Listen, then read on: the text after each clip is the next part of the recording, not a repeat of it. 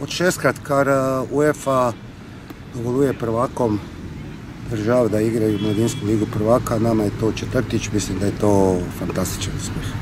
Ne vem, če je kakšna prednost pred Empolijem zaradi tega, ker tisti fanti, ki bojo v sredu igrali ligu prvaka, prej nisu igrali, tako da to ni članski nogomet, tako da izkušnje tu ne igraju. Empoli prvak Italije, mislim da je dovolj reći o tem kakšna je to ekipa. Mi se pa pripravljamo normalno, od subote se moram reći da se samo od subote pripravljamo, jer je bila planirana tekma proti Kopru u prvenstvu.